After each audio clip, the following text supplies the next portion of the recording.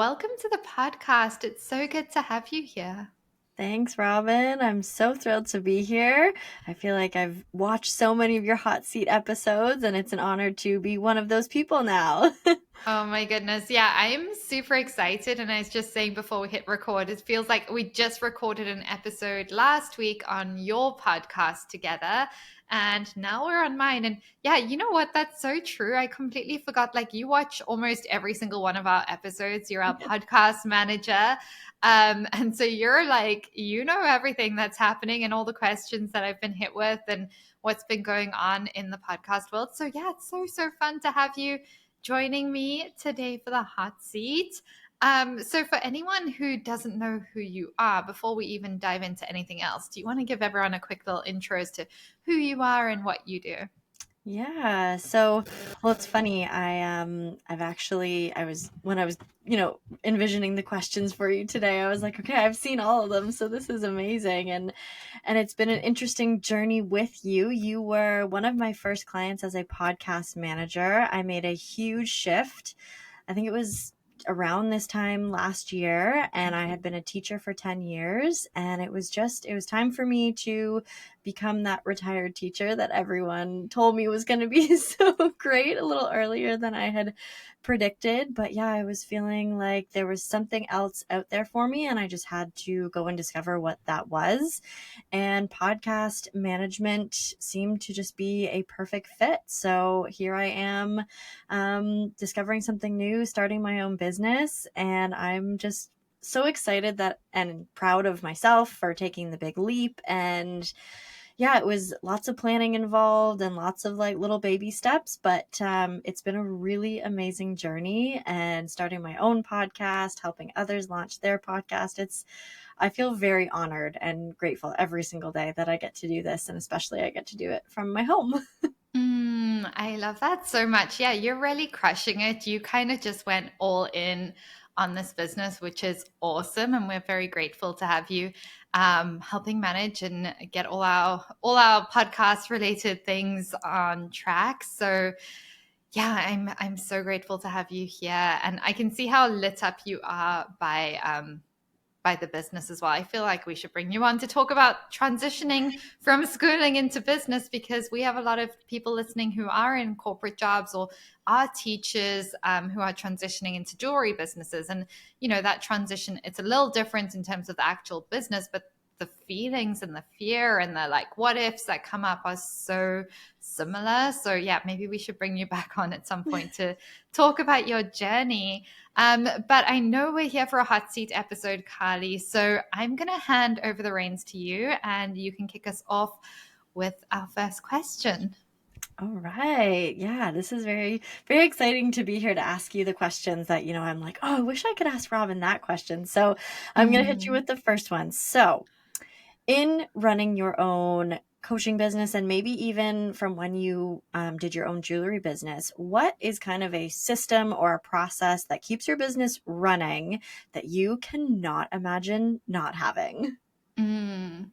This is such a great question, because quite honestly, over the past few years, the focus has been all around systematizing, automating absolutely everything in the business that we can. Obviously, like the coaching, we can't automate that. That needs to be done live. And I love doing that. But being able to take everything else off my plate and automate it and systematize it and make it sure it's happening every week, no matter what, was so important for me. And it's been really game changing for the business as well. And I wouldn't say there's like one thing that stands out. I think there's just a couple of like so many things, honestly, but we can dive into a couple. So I think the first that has made a huge difference that our listeners can also implement is having a CEO day. So my CEO days are half the days, just over half the days are back-to-back meetings with all my team members. And those are days where we're diving into what's going on with our team and what we're working on this week, and like answering any questions and making sure everybody's on track. And then I'm working on the business for the other half of the day. So it's like high level strategy, like what do we need to do to move forward? And sometimes, honestly, those days are also for me to just like take like the afternoon off early and go like do things that are going to fill my cup and get my energy up as well. So having those in your weekly schedule where no matter what it's happening is so crucial, because as a business owner, it's really easy to get caught up in the hustle and bustle, and like there's just always things happening. And so to actually like sit down and look at everything and look at your numbers and look at your bank accounts and look at like your leads and what your strategy is for the next like 3 months, it's hard to remember to do that if it's not in a calendar. And it's so important. So I think having our CEO days has been really crucial, and that's a really easy thing for a lot of people to implement. It's what I do with my clients when they start going through our 90-day blueprint.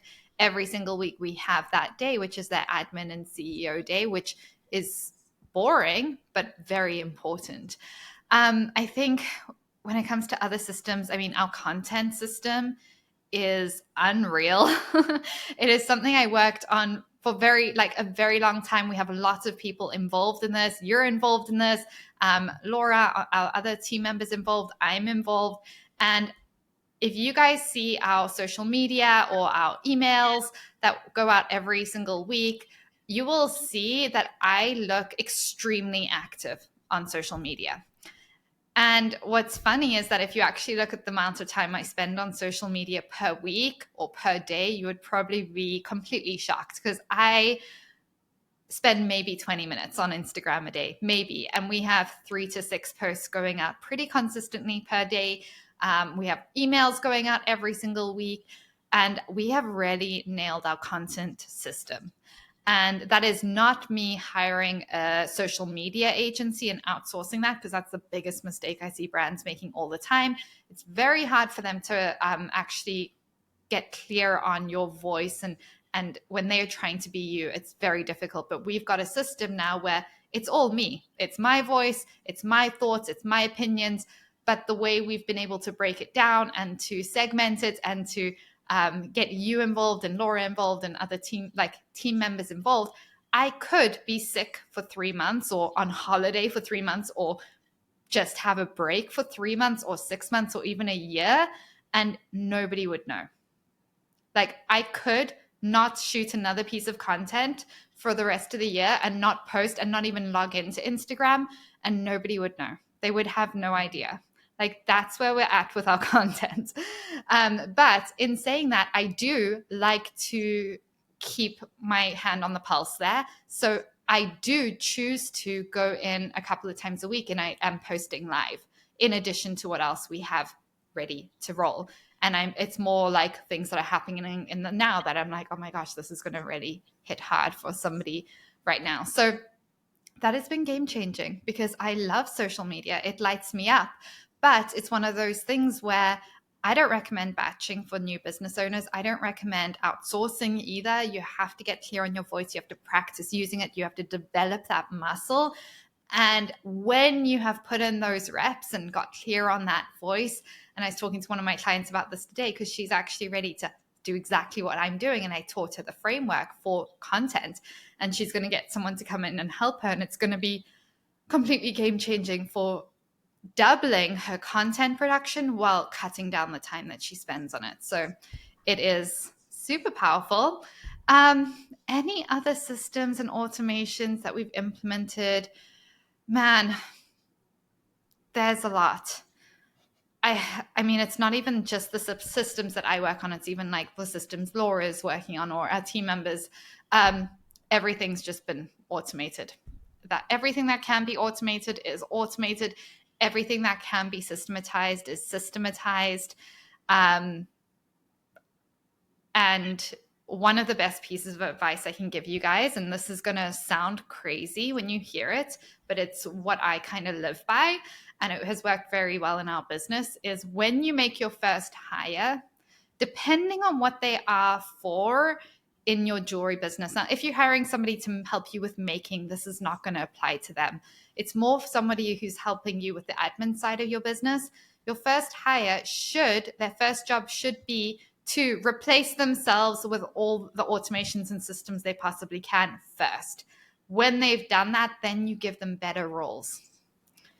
makes a huge difference. So yeah, Carly, I'm curious to know your thoughts around that. Yeah, that's incredible. And what a way to like connect the two, because it sounds like without your CEO days, Mhm. none of that would be possible, right? And I can totally see how, and for myself, even like I can see that like getting ahead with clients or putting my clients' needs first, it's a really big thing. Like I'm a people pleaser. I know that you've talked about a lot of people pleasing tendencies on the podcast, and it's so easy to get wrapped up in those things and in your needs and emails and making sure everyone around you is happy. And then it's so easy to put your actual business systems, your growth, your strategies on the back burner. Like that's just I find that's the number one thing that I'm like, I just can't get to that right now. Oh, there's a framework that I want to build or something like that. Like I'll wait because my client needs this first. And I think that's a really interesting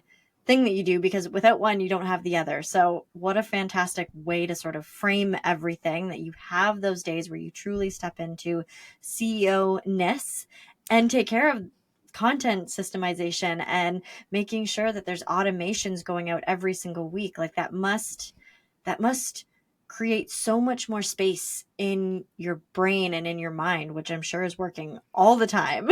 Oh, you can't even imagine the difference, Carly. You know, I love business so much, and I find it just like fuels me and it lights me up. But one thing that happens as a business owner is your brain never really fully shuts off. It's very hard.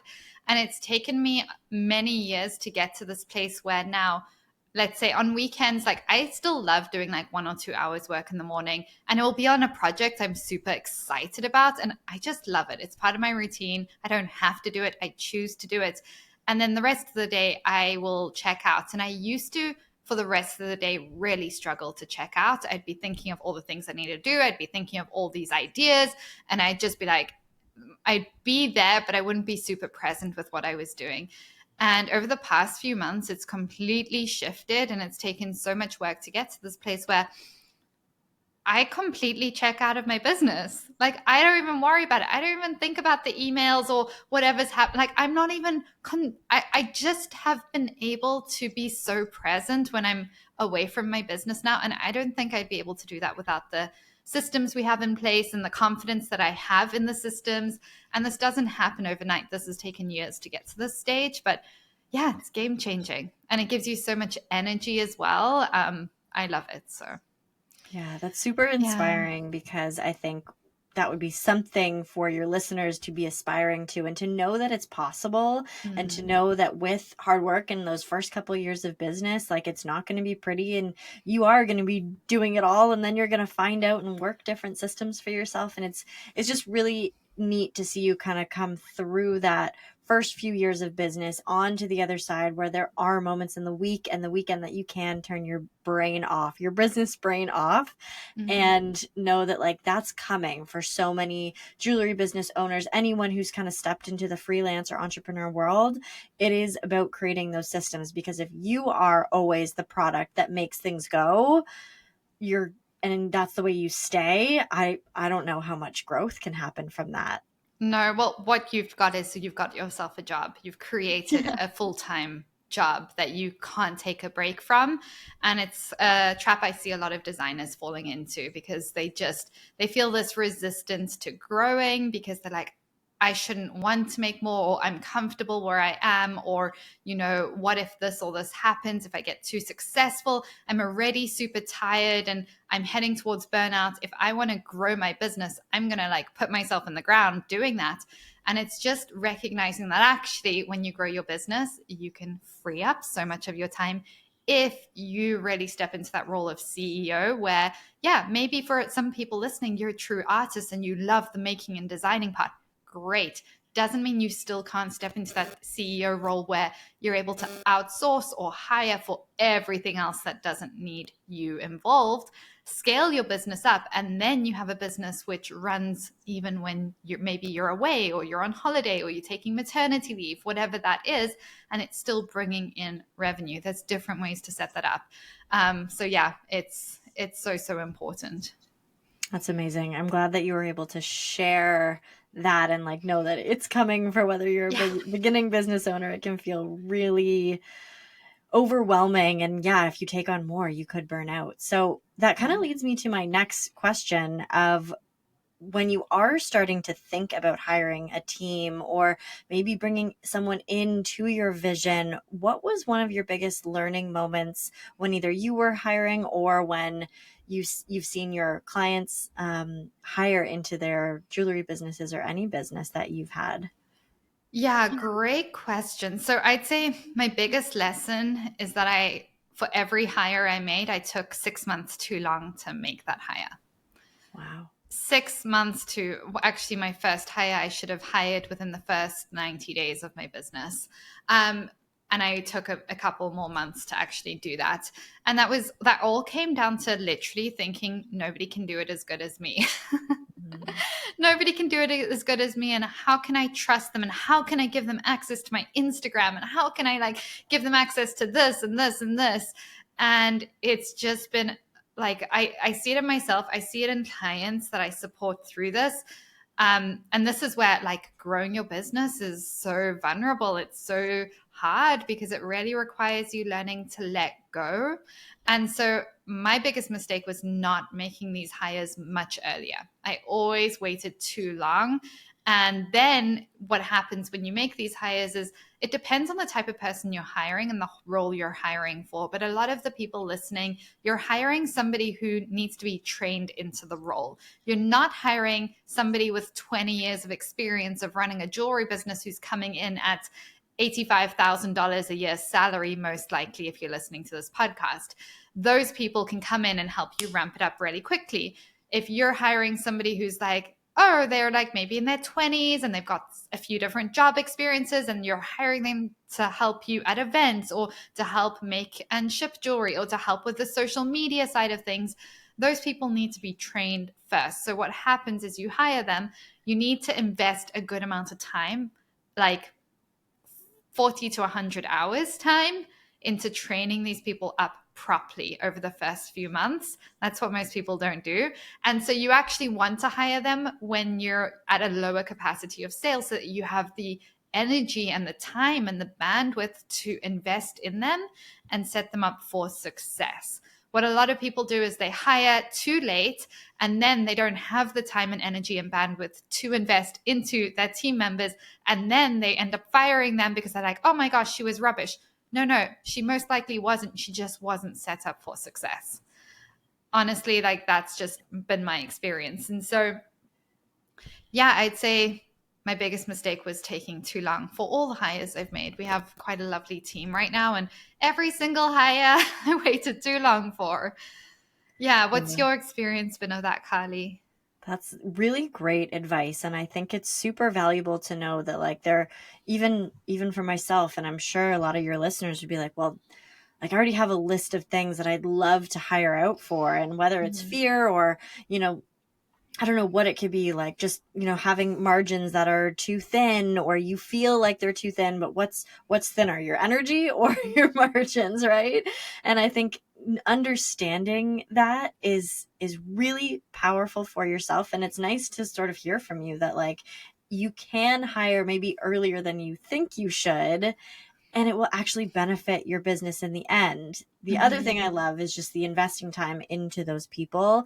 I experienced that firsthand with you, and you know, you were one of my first clients, and you really did nurture that. And I can see the benefit of hiring someone who's maybe not got 20 years of experience in their field, but if you have the bandwidth to train them in that way and show them the ins and outs of your business, then it can really benefit you. And like there ends up being this really beautiful trust because you brought them in the beginning and you sort of were vulnerable with them. And I think that even in our relationship is so important because now I feel like we spent so much time with Yeah. feedback and going back and forth, but now we can go a week without checking in and like everything runs super smoothly. Yeah. And that's what people want is from day one of hiring for it all to go smooth. That doesn't happen.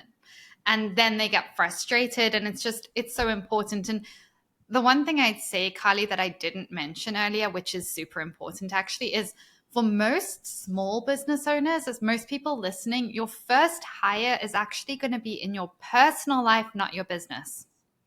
And that's what lots of people don't realize. And this is what I've helped a lot of my clients do as well, is often your first hire, actually, when you're very new in business, your first few years, you're wearing all the hats for especially a jewelry business where, okay, let's say you're a talented designer and you're making these intricate pieces. You can't just hand that off to someone else. Maybe they're not pieces that you want to get cast. Maybe like that part can't be outsourced yet, or the cost of outsourcing is above what you're able to afford right now. And so we want to look at like, well, where can we buy back our time in other areas of our life? And so that's where it comes to our personal life. Like maybe the first outsourcing or hiring you're doing is somebody to help clean your home once a week. Maybe, and then we're getting 4 hours a week minimum, 4 to 6 hours a week back just from the cleaning. Then we're getting someone to maybe even help with laundry. Maybe we're getting someone to help meal prep once a week, or we're ordering from like these meal prep companies a certain number of meals to buy back our time so that we have more time to spend on the revenue driving activities in our business that nobody else can help us with. Then as we are able to make more money from the more time we're able to spend in our business, we can then start doing the more expensive outsourcing in our business. So that's what a lot of people struggle with. And I think it's a worthiness thing. When you say to someone, I think you need to hire a cleaner, I think you need to do this, even for myself, like the worthiness thing of like, oh, how can I do that? I'm not lazy. Like, I'm not this. I'm not like, I'm like young. I should be able to do all these things. And it's like looking at your time and recognizing my time is not well spent on these tasks at this stage. Like, it's better for me to invest in my business a little more, or even just to rest instead of spending those 6 hours cleaning or whatever it is that I'm doing. So yeah, that's the first spot to be outsourcing. That's so smart. I think once you realize as a business owner how much value you can place on each single hour that you take. And I know, at first you're going to be trading hours for dollars and those things, but at some point it's going to be like, okay, my hour is now worth $70 or $80. And maybe my hour is worth $200, and you're going to take one of those hours and spend it cleaning or vacuuming or grocery shopping or like doing some yard work or something like that. And all of a sudden you're like, I think then once you attach that math to it and you understand the value of your time, that's such a powerful place to come from, because you're like, okay, do I either want to do something for my business or do I want to do yard work for 2 hours? I mean, maybe that's something that brings you joy, but you can also sort of understand the math around that. And yeah, it doesn't make much sense. And especially when you're ready to start moving your business along, right? Yeah. There's a stage of business where it's so beneficial. There's a stage of business when you actually buy back so much of your time that you're only working a couple of hours a week and driving way more revenue than you could have imagined. And then if you're like, well, I love cooking and I love doing this, you can take those tasks back. But yeah, it makes the world of difference. And I have a framework actually for our clients in the JB8 for actually like mapping out every single task in their business and like the value per task and if they're energy giving or draining. And then from there, it actually helps you outsource from the business side in a strategic way rather than just being like, oh, I hate social media, I'm going to get someone else to do that, because that's a mistake. Outsourcing tasks that you don't understand is going to give you big problems. Mm-hmm. You have to have a basic understanding. You have to have more than a basic understanding for a lot of the tasks in your business. Not everything, but most of them. And I'm just saying the social media example because people love throwing money at social media and thinking that's the answer. And if it was, it would be so great. But unfortunately, it's not how it works. That's one thing you need to understand and learn how to be good at. It's just a muscle you have to develop. Yeah, I would say I can 100% resonate with that, because there was a time when I was becoming more and more frustrated with my lack of skills in, let's say, video editing. And it was all of a sudden like, I was like, I just want to outsource this. Like, this frustration is building inside of me. I'm spending hours trying to learn these new programs, just figuring it all out and bumbling my way through the dark. And I didn't. Like, someone had to sit down with me. They're like, the reason you're struggling with this is because once you get through the struggle and understand it, all of a sudden, not only do you have that skill set, but you understand how to train someone to do that, or to make a reel that actually makes sense and gets more views and stuff like that. Like, you have to have that core understanding of the skills that are involved in your job in Oh, order yeah. to then, either hire someone else to do that. And I think, yeah, you're right. It's so easy just to be like, someone else do this. Like, I don't want to understand how to get Yeah. views or how to get content out there, or how to get people to buy my products. Like, I don't want to understand that. I just want to close my eyes and have someone else do it. Oh, yeah. I see it all the time. If you're listening to this, don't do it. Don't do it. Don't do it. But go out, outsource and hire things. Like, if somebody listening wants one task, go and find one thing that you can let go of this week. And it's a Right. practice. It's a challenge. Awesome. I think you just gave everyone a permission slip to go and order some a meal this week that they don't have to cook. And someone once gave me that permission slip. They're like, if you have Yeah. a busy night, it's okay to order something. Choose healthy, choose whatever it is that feels good for you. But Yeah. know that that's okay. Like, give yourself that permission that if you've got a busy day and you've got deadlines the next day, it's okay. Oh, 100%. I do that all the time. I go to sushi because I'm like, it's healthy, it's delicious, it's healthy, it's quick. Like, And that is it's, the world of entrepreneurship, right? Like, oh, yeah. there's sacrifices that need to be made, and making homemade meals every single day is not always going to be in alignment with your goals, right? Yeah. And quite honestly, like, getting sushi doesn't feel like a sacrifice. Yeah, I'm exactly. like, this feels like a highlight. So Yeah. I'm all for it. Okay. Do you want to dive into the Yeah. next one, Okay, Carly? this one is, I don't know. This one's a little, this one might make you sweat a little bit. So, was there a moment where you considered quitting all of this? And what pulled you through? This is a great question. I don't think I've ever considered quitting the JBA. I did once consider quitting my jewelry business in the first year. Well, not quitting. I considered getting a job and then building it slower than I was. But I've talked about that on another episode, so I won't repeat the story for you guys. But when it comes to the JBA and actually building out the Jewelry Business Academy, I can't recall a time of ever wanting to quit. I do recall going through the hard seasons of business when I was starting. Building any business is very challenging. It is going to force you to face so many blocks. The strategies in any business is actually pretty simple. Doesn't mean it's easy, but it's simple.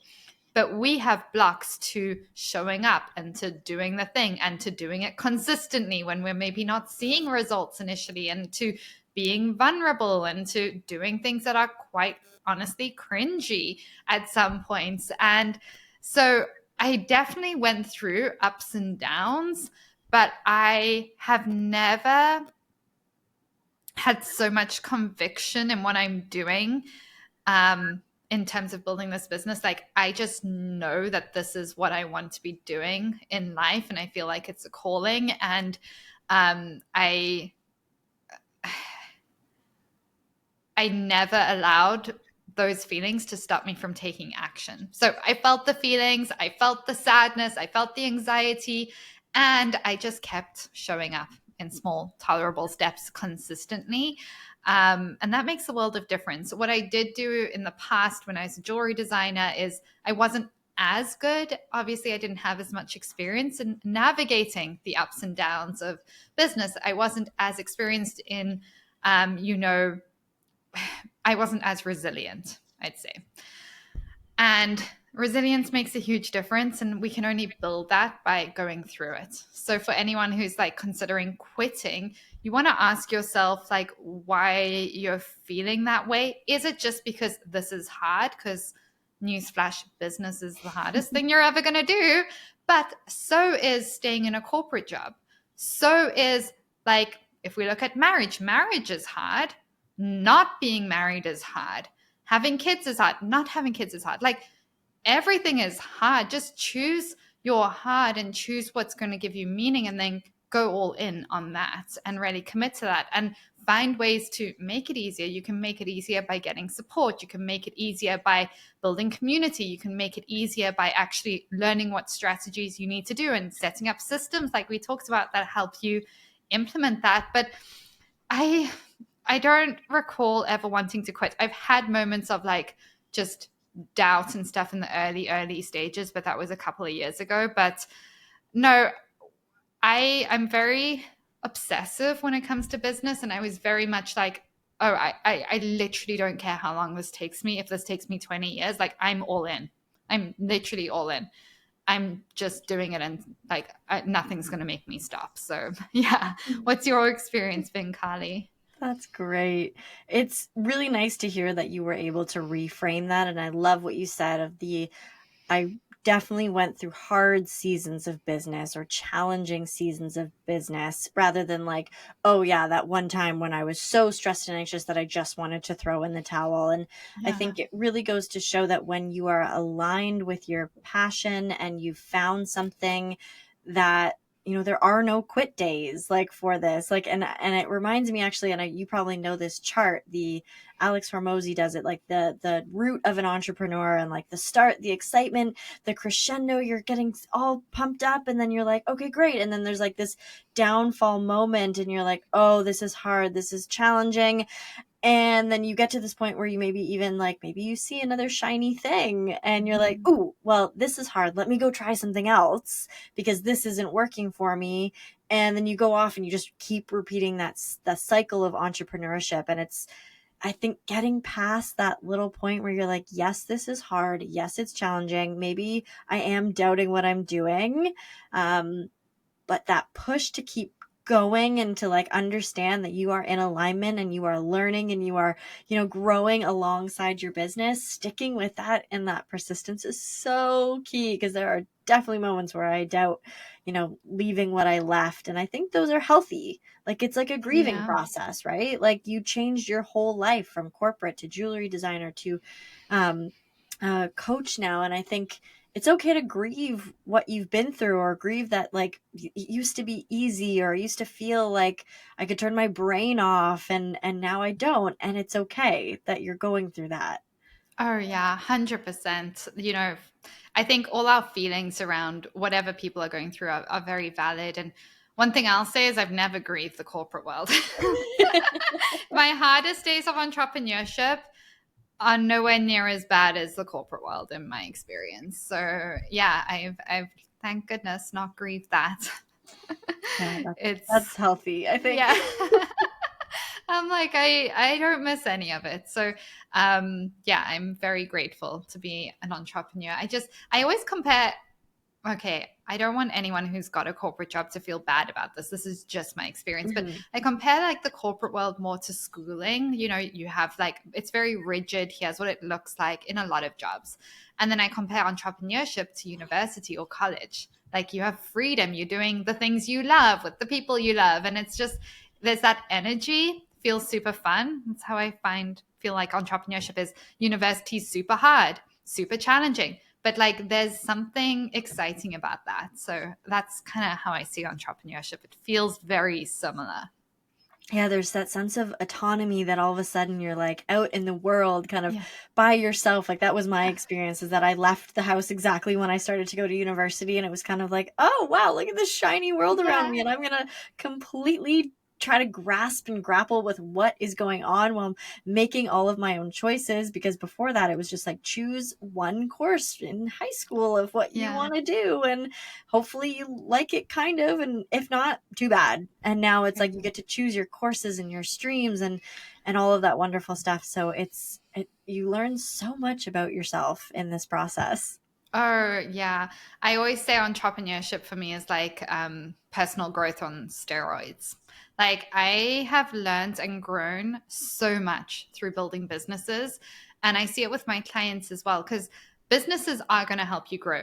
A jewelry business where it's so unique to you and you're putting your art out there and you're putting your heart and soul essentially out there and you're having to be the face of your brand, Oh my gosh, it is definitely going to help you work through so many blocks, so many fears. It's going to help you start feeling more worthy of taking up space, using your voice, building a community, like connections.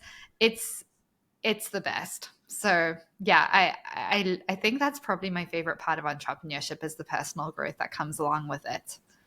Yeah, and it's a super vulnerable thing in jewelry making and designing, that it's you've crafted this from your brain, and like to Yeah. learn that about yourself and what it feels like then to put that out in the world as an entrepreneur is, it's must be such a wild feeling. I think I relate to that in a podcast as well, right? Because when you go to Oh put your yeah. podcast out there, it's, you got to learn to listen to your own voice and understand your mannerisms, and that Oh is all yeah. going out to the world to see and listen to, or wear.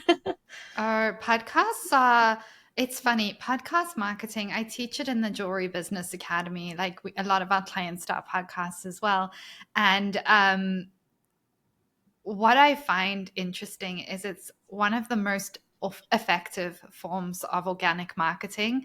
And it's free, not free, but like there's costs involved, but it really just requires you to show up, and people don't want to do it because it's so vulnerable. It's so vulnerable to go on and talk and be seen and take up space in that way.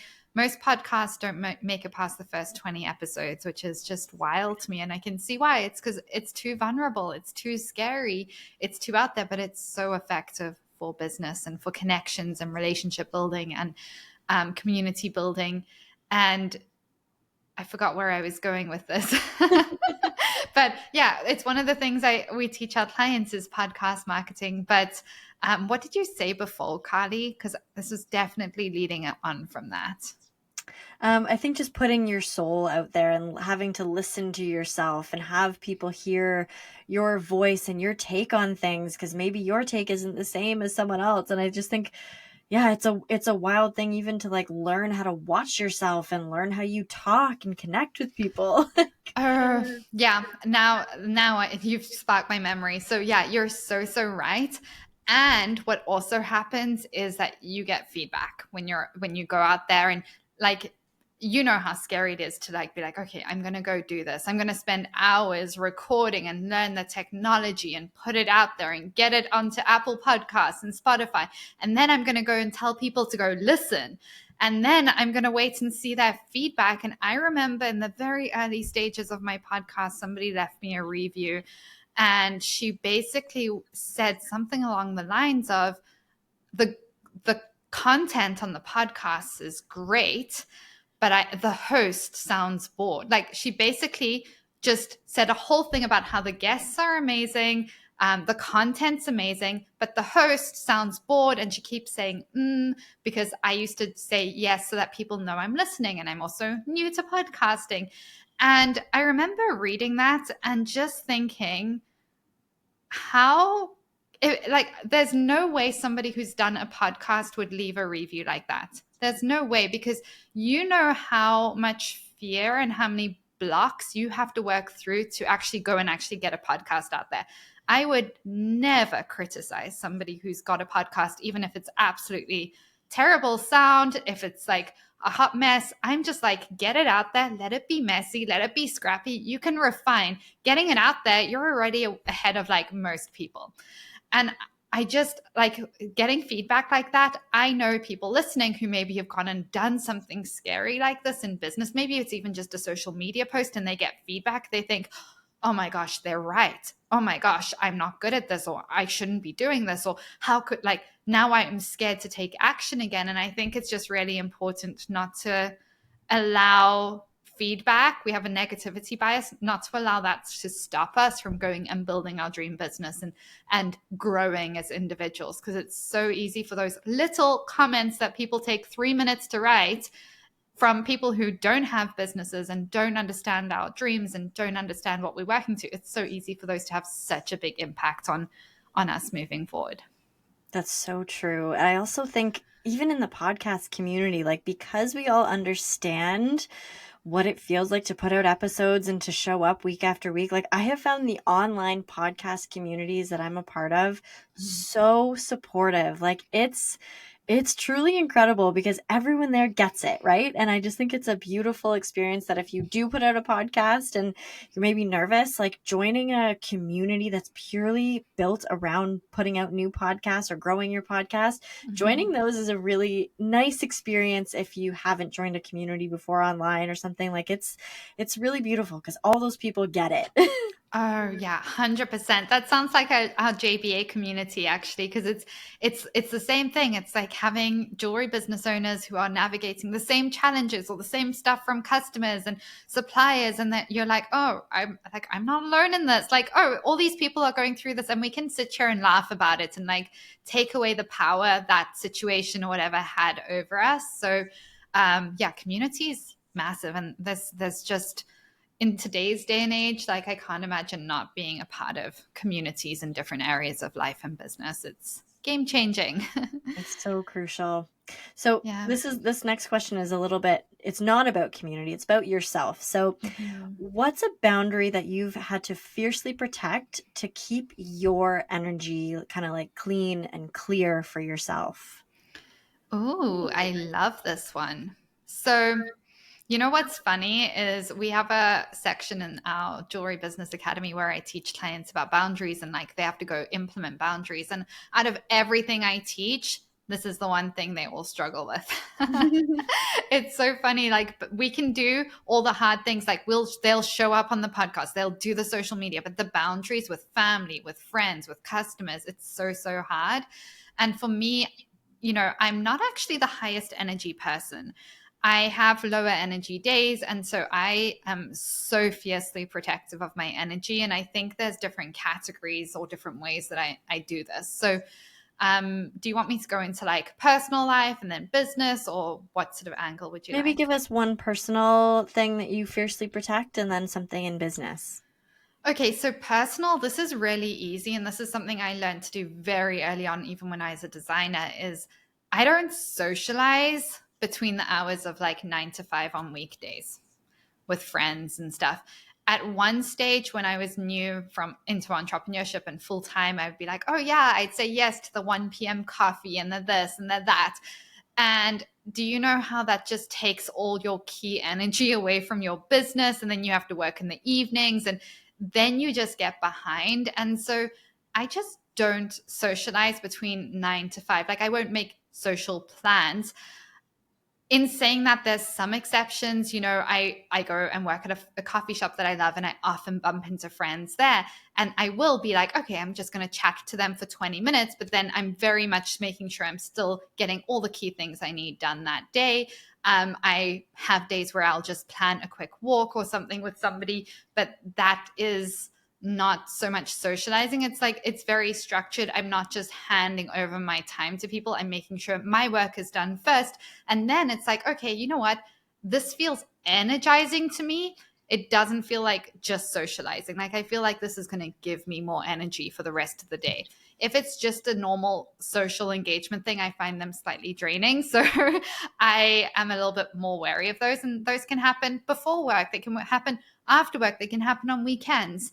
But yeah, it's like a little thing. I don't do like 2-hour phone calls with friends who I love dearly, but I just don't call them during my work day. I will be outside of those hours. Not that I work 9 to 5, like my hours are more flexible, but those hours are either for me to work on the business or to work on myself, like energy. I can go to Pilates. I can go do something like that.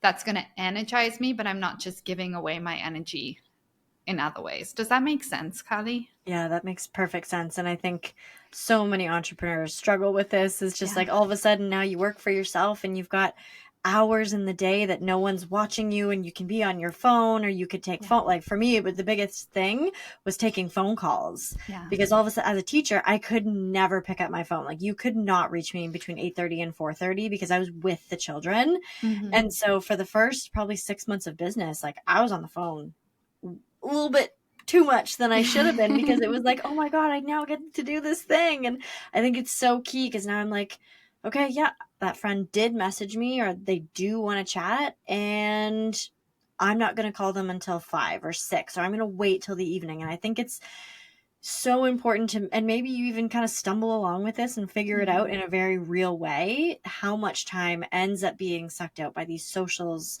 or these phone calls, or like any of those things. It's a really wild experience to like, and you kind of have to go through it. But if you don't have to go through it and you can set those boundaries right away, I think you're going to be set up for success.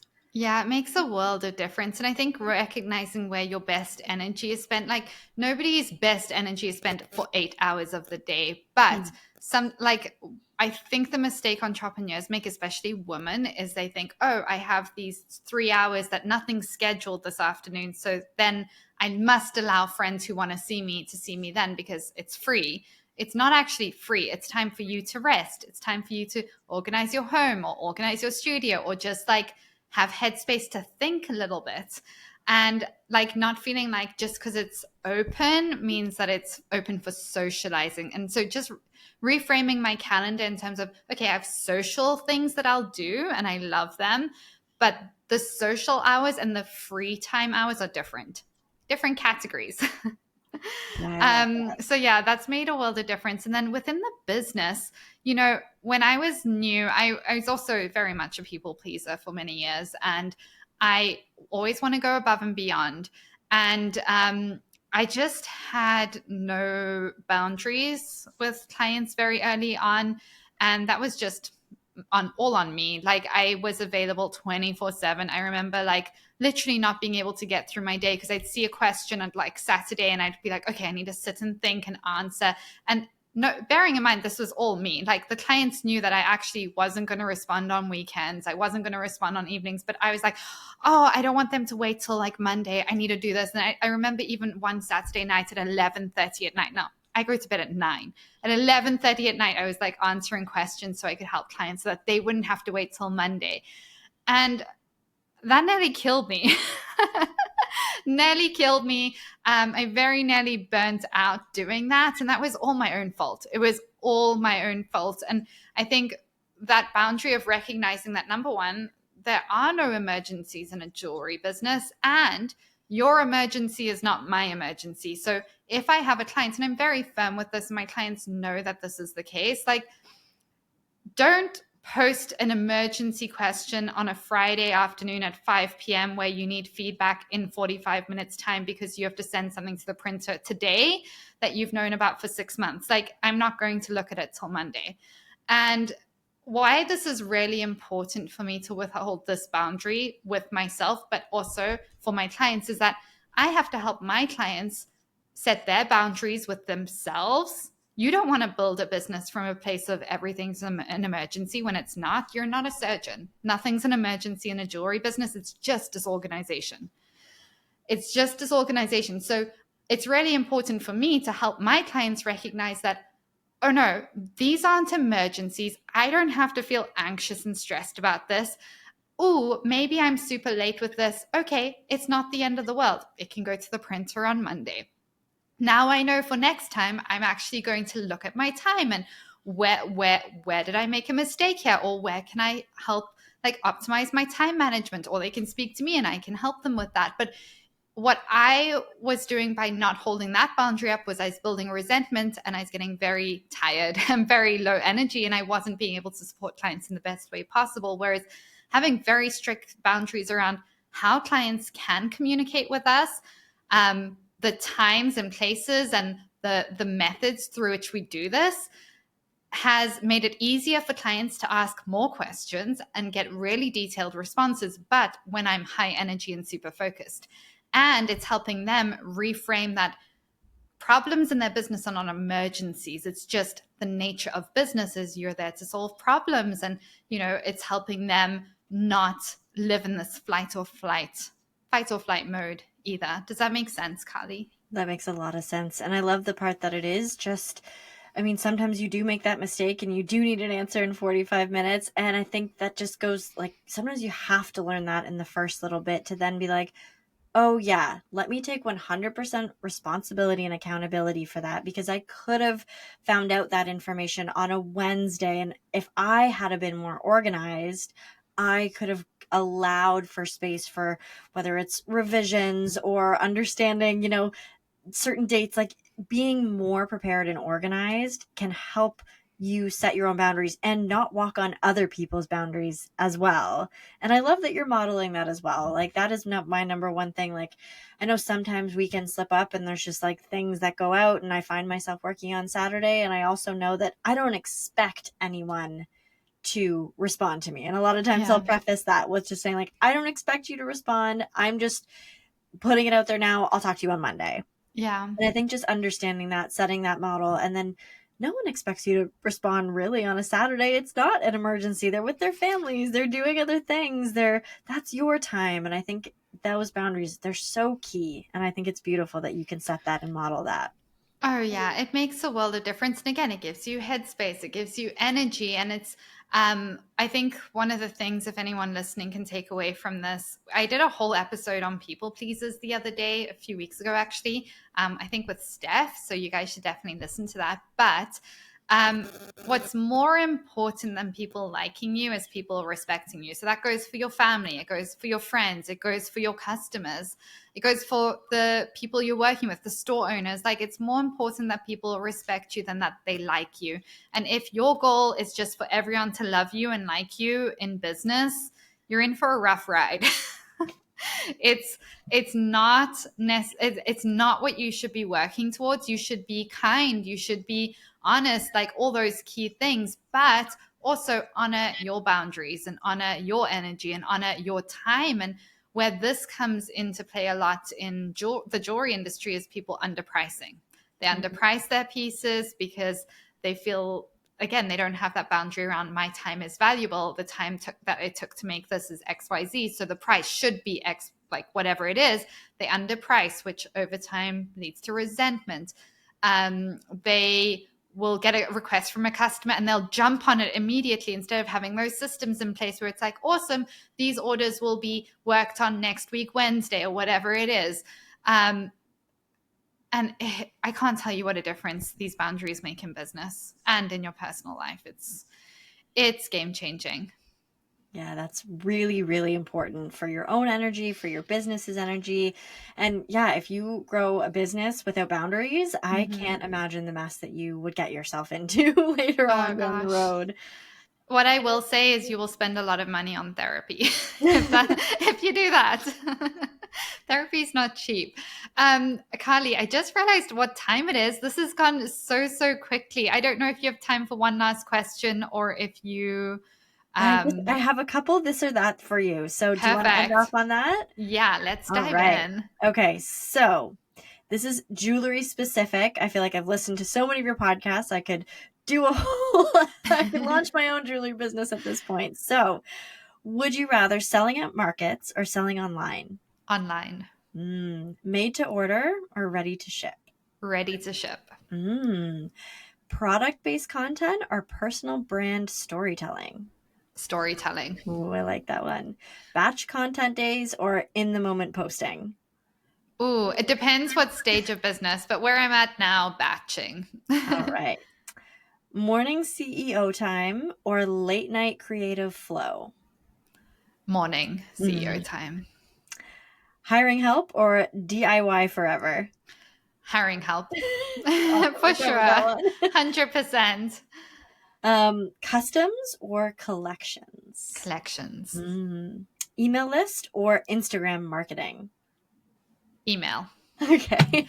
Email. You gotta choose one. What would it be? I gotta choose one. It's definitely email. I love email marketing. Oh my goodness. All right. Outsourcing photos or shooting it yourself? Oh, it depends what stage of business. I'm going to say shooting it yourself. All right. Last one. Growing slow and steady or scaling fast? Slow and steady. Awesome. I can tell you've been listening to the podcast because you wouldn't be able to ask those questions without a good understanding of the jewelry businesses. Yeah, like I said, I feel like if I ever wanted to start my own jewelry business, I could definitely do it from all the tidbits that I've learned through your podcast. So, Robin, what you put out in the world, it influences a lot of people, and I'm very, very honored to be a part of this. Oh, thank you so much, Carly. And thank you so much for joining me and putting me in the hot seat. These were really great questions, and it's been so much fun spending this time with you. I know we're going to have people wanting to follow along and connect and support you. Where can our listeners find you? All right. Well, you can find me at Carly Butler Media. That is my podcast management company. And it's Carly with an E. My parents decided to add that in so to confuse everyone. And then you can also listen and tune into my podcast, which is Becoming Unbound Podcast. And you can find that everywhere. Amazing. We'll link those in the show notes. And thank you again so much for joining me, Carly. This has been so much fun. And we'll have to bring you on to talk about your journey at some point as well. I think that would be such a great conversation. Yeah, I'd love to chat about that. Thank you so much, Robin.